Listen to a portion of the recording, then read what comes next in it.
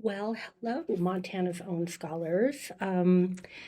As you all know, I really wanted to get us all together again one more time before the end of this semester and before Travis, Ronell, and Lily went on to graduate. But, just didn't happen. You all are so busy. So what I decided to do is just go ahead and record this particular uh, presentation for you. And we're going to talk a little bit about flow. Um, the name is flow, what it is, how to find it, and keep it. And I think that this is something that you will all get quite a bit out of.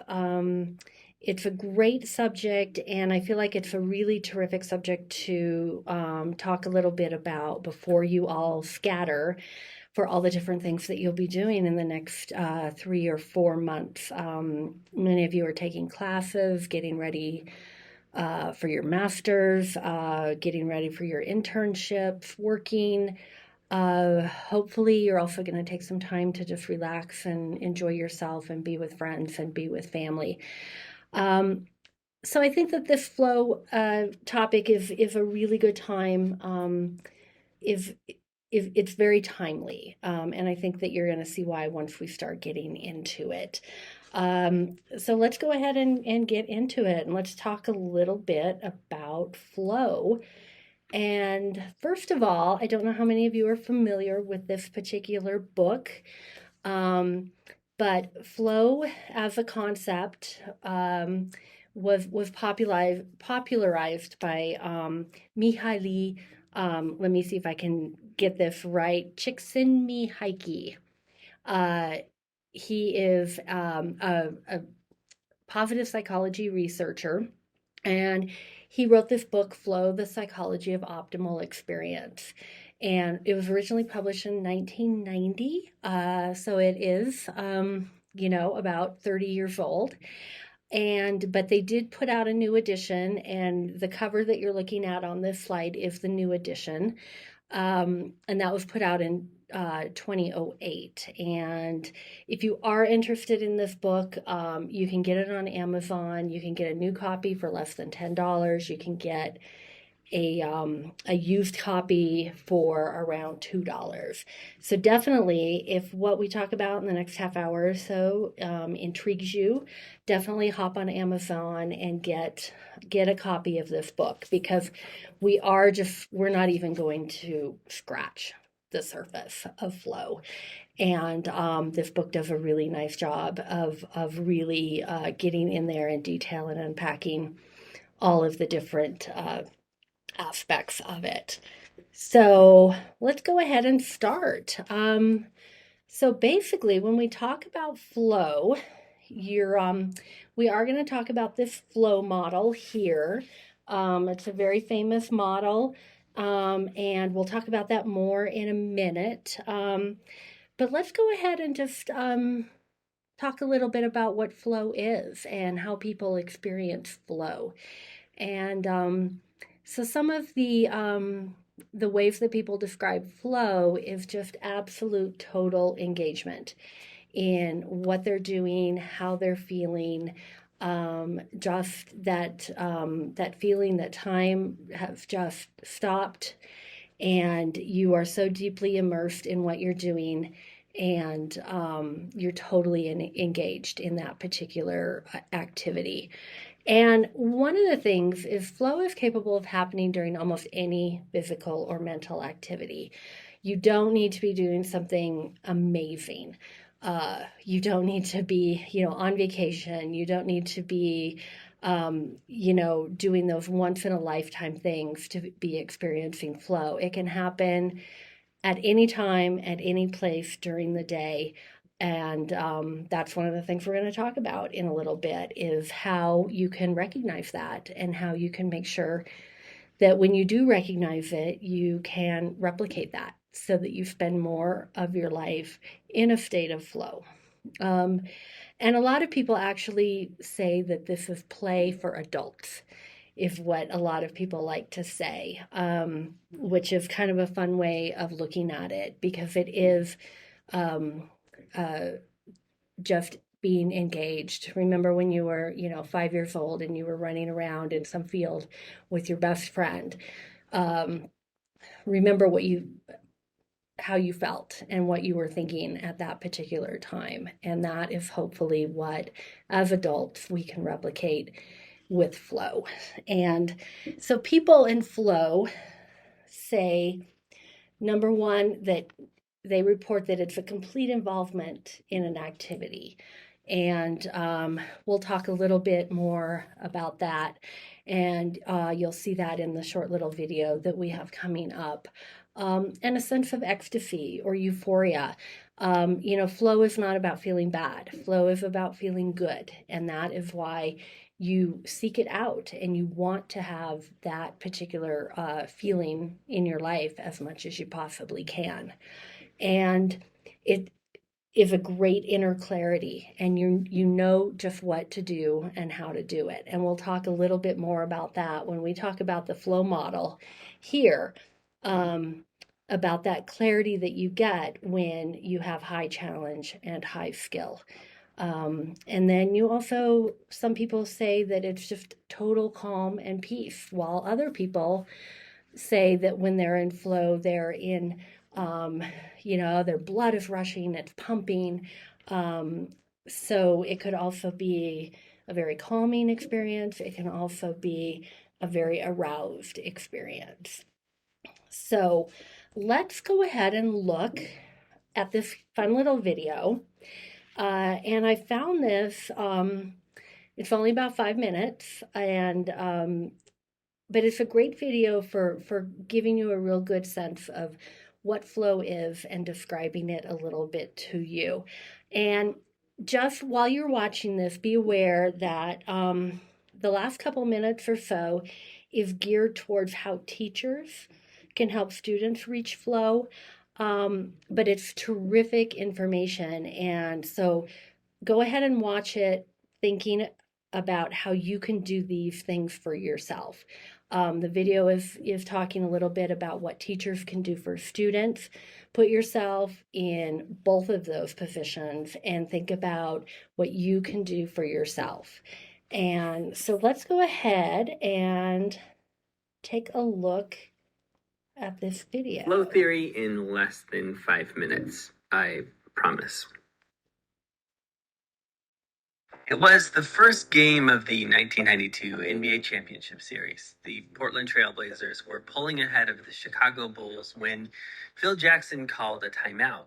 Michael Jordan emerged from this timeout with a sense of intense concentration. And though it didn't seem like a big deal at the time, he would then go on in the next 18 minutes to hit 6 three-pointers. At one point, he looked to the sidelines and shrugged his shoulders, seemingly surprised by his own success. He later described this experience as being in the zone. Now, players in every sport describe this similar experience of being in the zone, where they tune out the crowd and the noise and the distractions and just play at their top performance. But it isn't limited to sports. Artists and authors, musicians, engineers, composers, they all experience this same sense of being in the zone. It's a strange paradox where time seems to stand still, and yet it seems to be over in an instant. It feels effortless even though you're facing an extreme challenge. There's a sense of relaxation, but it's also intense. You seem more present than ever, but you also seem to lose your entire sense of self. You've probably experienced this before, when you were so engaged in a task that you lost track of time and place. There's a term for this. It's called being in a state of flow. And if we want students to be fully empowered to own the creative process, to engage in deep and meaningful work, well, then we need to understand what it means for students to reach this state of flow. Although the idea of flow has existed for thousands of years, flow theory began in the 1970s and 80s when Hungarian psychologist Mihaly Csikszentmihalyi became fascinated by artists who were so lost in their creative work that they would lose track of time and even ignore food, water, and sleep. And through his research, he noticed a similar experience with scientists and athletes and authors and all kinds of people who engaged in meaningful work. It was a state of hyper focus and complete engagement. He described it as optimal experience. Researchers do not have one single working model for flow theory, but there are a few factors that the theorists have described as being vital for achieving the state of flow. Number one, it needs to be a task that you find intrinsically rewarding. You're not going to hit a state of flow while necessarily, mowing the yard or cleaning toilets, unless that's your jam. Number two, you need clear goals and a sense of progress. It helps if you are actually setting the goals yourself. Number three, the task needs clear and immediate feedback. You need to know what you're doing and where you're going. Number four, the challenge must match the perceived skills. This requires a sense of personal control or agency over the task. In 1987, researchers published the 8-channel model of flow shown here, and notice that if a task is too easy, you might experience apathy or boredom, but if a task seems too hard, you'll be anxious. The goal is to match both the skill level and the task at hand. And number five, it requires intense focus on the present moment. So, what does this actually mean for schools? Well, here are a few ideas. Number one, tap into intrinsic motivation. Find tasks that students will want to do rather than tasks that they simply have to do. Number two, embrace student choice and agency. Whenever possible, allow them to own their learning. Number three, provide the right scaffolding so that students can match the challenge level to their ability levels, or at least their perceived ability levels. Number four, minimize distractions so that students can focus on their learning. It helps to change the pacing so that you have fewer tasks and more time to accomplish it. And number five, help students learn to monitor their own progress through metacognition. Teach them to set goals, analyze tasks, figure out what they need to do, make adjustments in the moment, and reflect on their progress at hand. So, great little video, huh? Let's unpack that a little bit. Let's go ahead and start with the flow model. You saw this at the beginning of the presentation and there in the video as well. And here, obviously, is where we want to be up here in flow.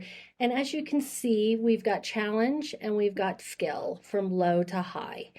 And so what happens with flow and all of these other emotions, feelings, states of being, what happens with those is if you've got low challenge and low skill, then you're kind of in this area here where you're worrying, you're apathetic, you're bored. Obviously, this is not something that we like for ourselves. We do realize that this is going to happen from time to time. But one of the things we can do is when we find ourselves in one of these areas, we can understand, okay, I'm not challenged. I'm using absolutely none of my skills type of thing. And we can try and reach for some of these other ones that give us a better feeling. Relaxation, obviously something that we would like to have every now and then. It's not going to give us flow, but it's not a terrible emotion. Anxiety, again, it's not ideal, but sometimes we do need to be anxious in our lives in order to get things done. Personally, I can tell you that I'm one of those people where I put things off and I don't get things done until I am almost out of time. And obviously, I'm in a huge state of anxiety, but I actually get my things done. So, anxiety is not the worst thing in the world. Obviously, it's not as good as some of these others, like arousal, control, flow. A really good example of this anxiety versus relaxation. I think about like bike riding. So I have very high skill when I have a low challenge. And then I'm relaxed. So I can ride a bike. I know how to ride a bike. I've been riding a bike my whole life. Um, so I've got high skill, but I'm just tooling around town. I might be on a nice little path going around a pond. That to me is very relaxing. Whereas if I'm also on a bike and I have very low skill and a very high challenge, which I will find myself in when I am mountain biking, because I don't know how to, do all those maneuvers on those tiny little trails and boulders everywhere. Challenge is extremely high. My skill level is extremely low. Therefore, I'm firmly in this anxiety. Um, so take a minute or so and just think about how um, you fall in some of these different coordinates here, and just think about what does give you anxiety, what gives you arousal, what gives you apathy, boredom, relaxation, control, worry, all of those things, and think about where you fall on the challenge versus skill level when you are feeling that way. And so that's just kind of a good exercise to do when you're just kind of thinking, when you're reflecting. Think about that. And then also think about where you are when you're in this flow zone. And like the video said, in order to be in the zone, to being in a state of flow, you need those 5 factors. Number one, it needs to be rewarding. You need to see something at the end or during it that is going to make you happy, that you're rewarded in some way, shape, or form, whether it's emotionally, whether it's a physical reward. You have to have goals and you have to see your progress. And you have to have that clear and immediate feedback, because if you're not doing it well, you need somebody to say, hey, this isn't going the way we want it to go. Let's back up. Let's change this. And then that way you avoid being in that, like, going into anxiety or something like that, if you get that clear feedback. And your challenge must match your skills. Think about, what I just said about bike riding.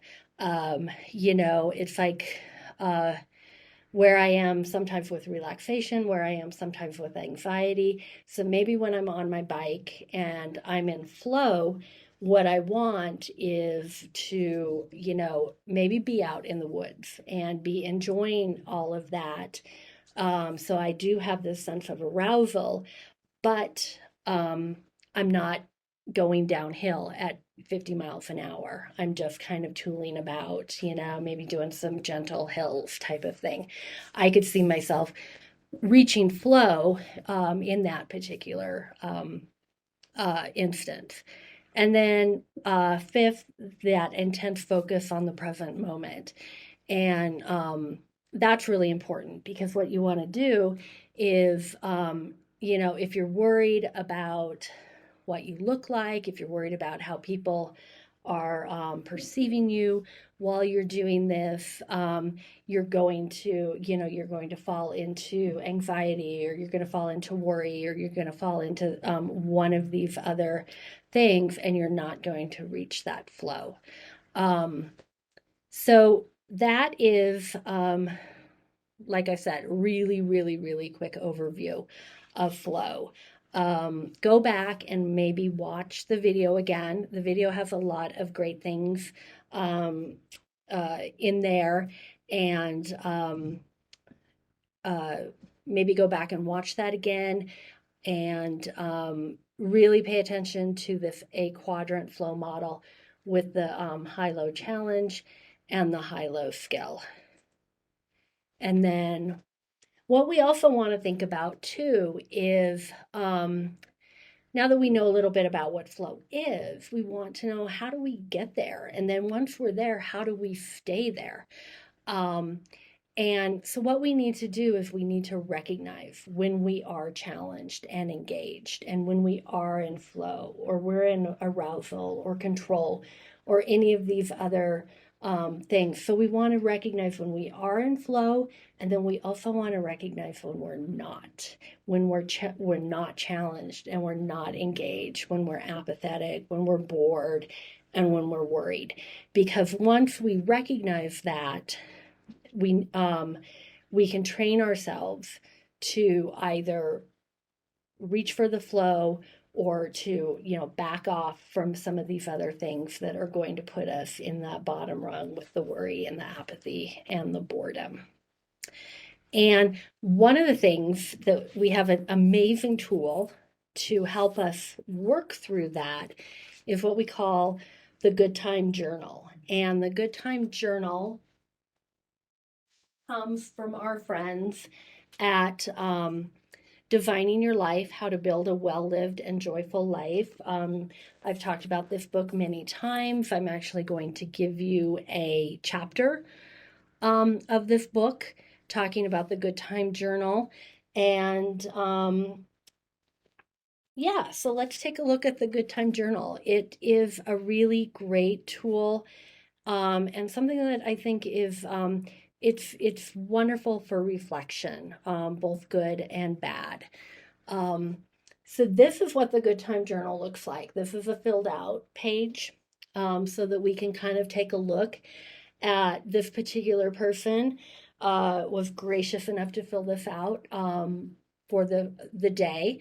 And so what we can do is, what you want to do with the Good Time Journal is take a blank page, and using the blank lines over here on the left-hand side, is you want to note the activity and then jot down a few words about how you felt or other details. As you can see, this person did some fun figure drawing in art class, had a really good class teaching later on in the day, worked out for 2 miles today.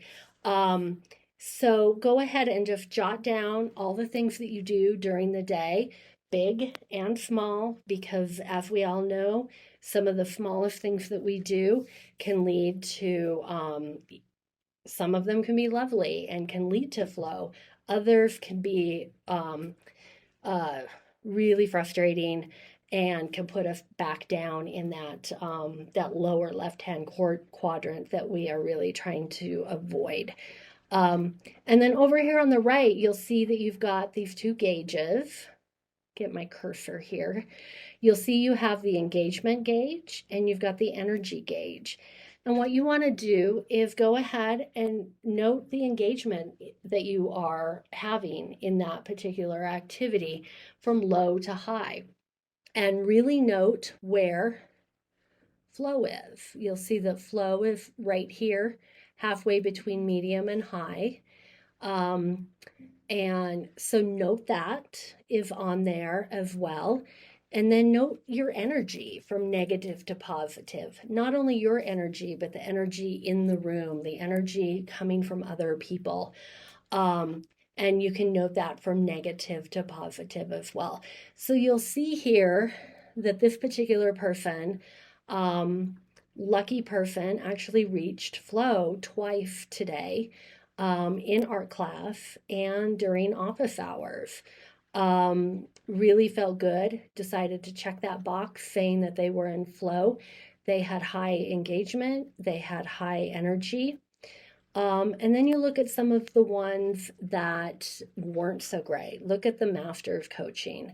Very low engagement, lots of logistical hassles, very low engagement, and very negative energy. Also noted that this was surprising.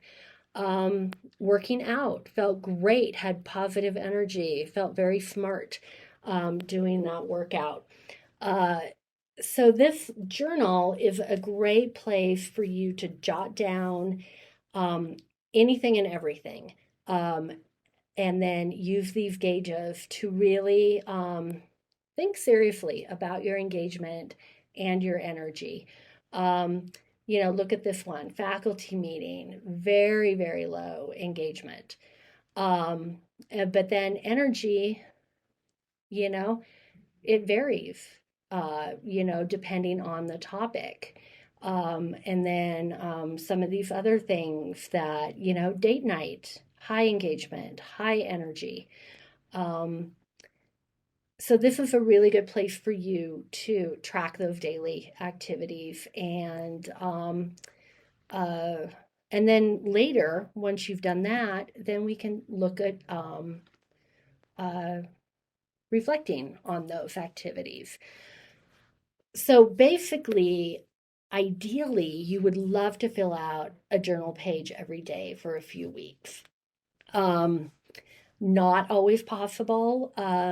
You're going to skip pages, you're going to skip days, you're going to skip weeks, who knows? You've got a lot going on.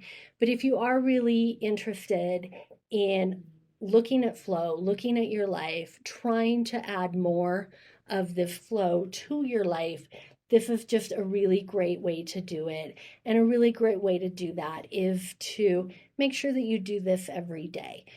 Because as we know, every day is different. One day could be spectacular, one day could be terrible. Um, so you get that really great cross section of what your life really is like. And like I said at the beginning of this presentation, this is a really great time for you to be working on this because you're going into some really interesting things in your life right now. Like I said, you're starting a new job, you're starting your internship, you're starting new classes. Several of you are taking summer classes. So you're doing a lot of interesting things. Plus, you're hanging out with your friends, you're hanging out with your family. You've got your kiddos, you've got, your partners or spouses. And so this is a really great time to really pay attention to all of the activities that you have in your day.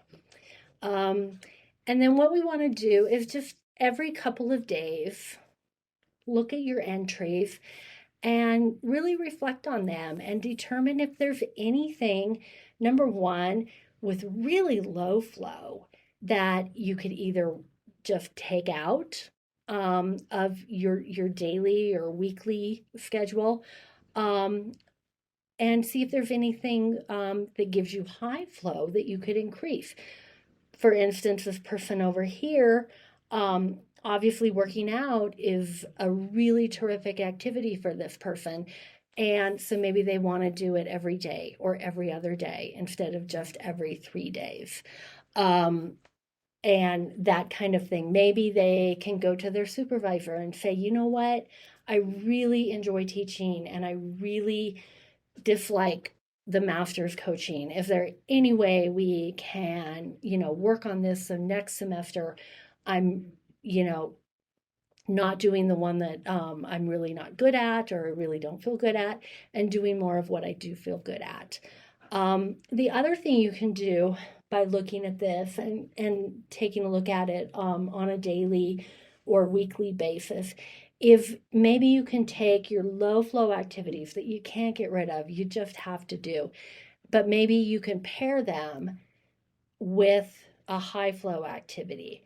So, like this person, this was really smart, whether they did this on purpose or not. But if they really dislike the master's coaching, um, and they're feeling very low engagement, very low energy when they get out of that, they can immediately go to their workout and feel much better. And so you could take a look at that and you could see where maybe you can, work your schedule around things so that you're not doing, you know, 5 or 6 hours of low flow and just being absolutely beat. And you can, try and put some of those high flow activities in there as well. Um, So that is the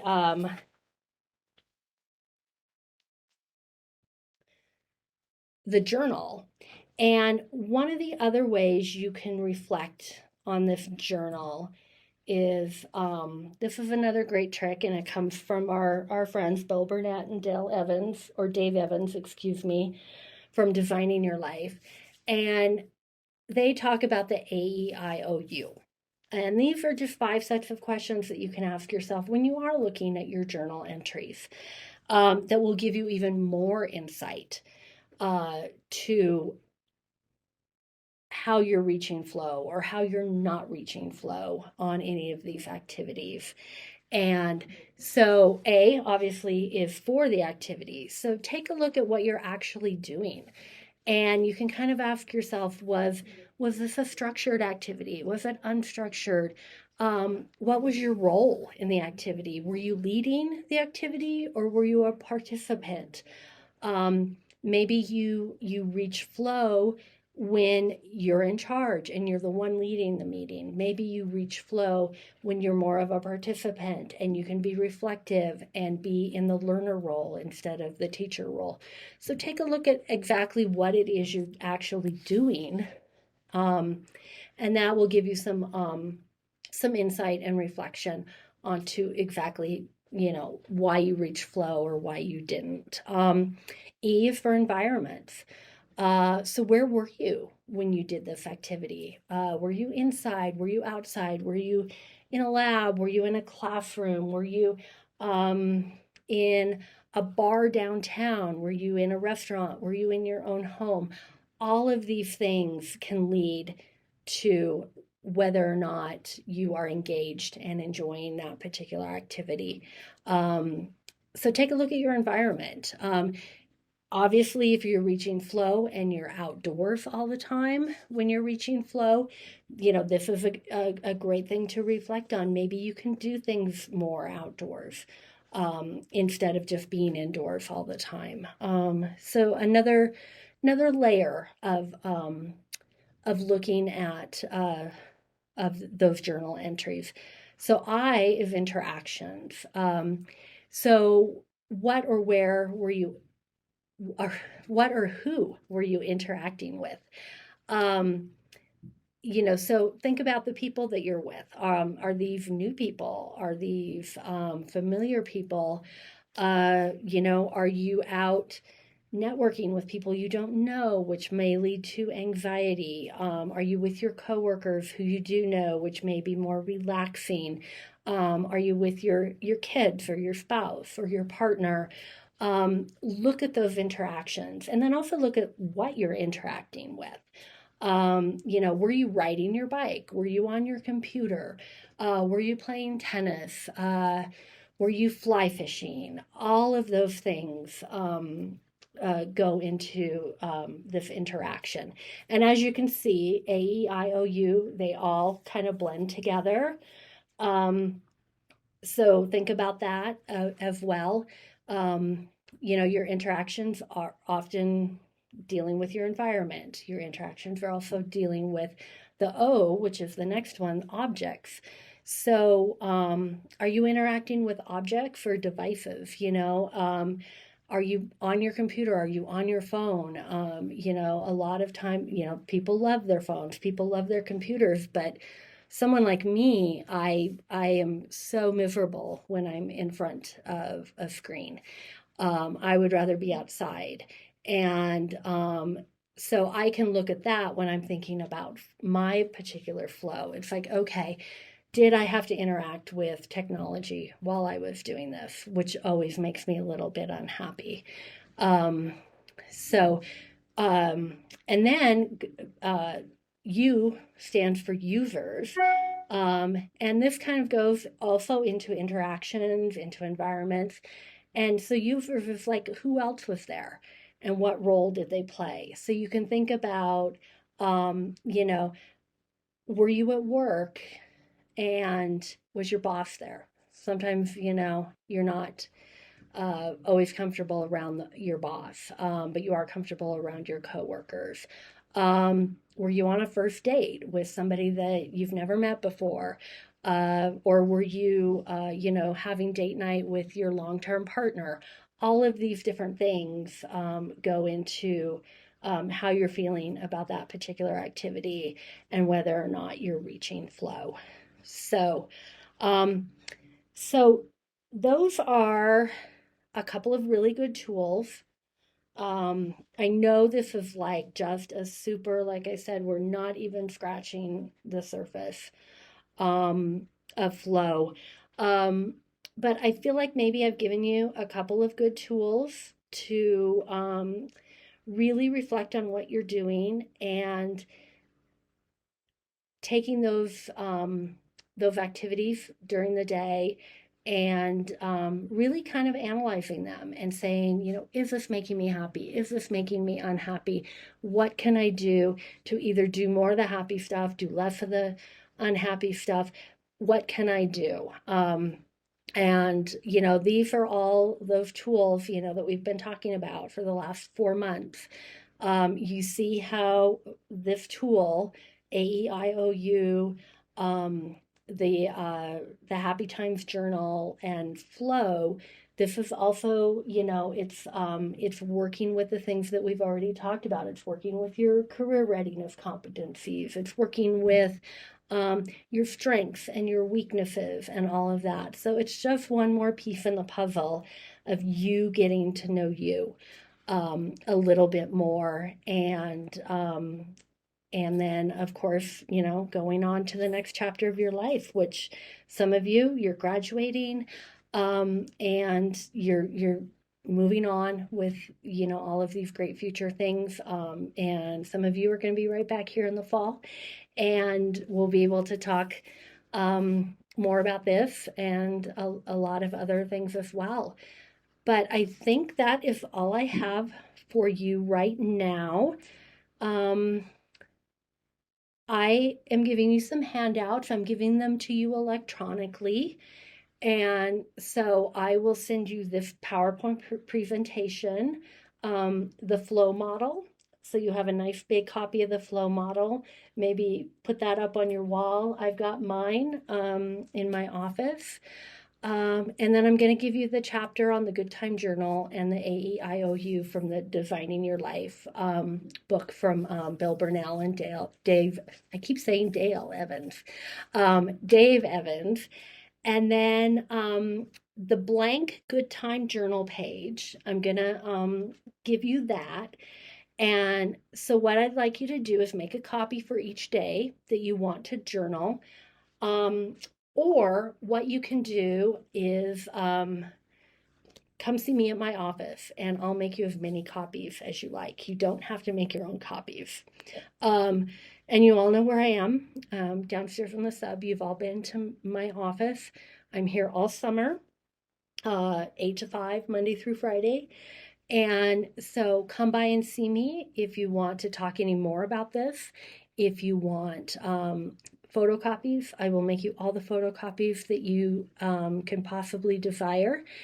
And I guess that's it. I hope to see you, some of you, over the summer if you're here. If you're not, I'll see you next fall.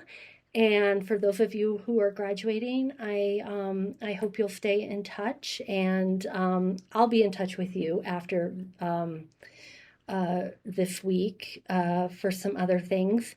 And I think that's it for now. And the sun is shining. It's beautiful. You'll probably listen to this, obviously, at a different time than when I'm doing it. But it's beautiful. Enjoy the sun. Go out there, find your flow, and take care of yourselves. And come see me or anybody else at the Allen Yarnell Center for anything that you need. And you all take care.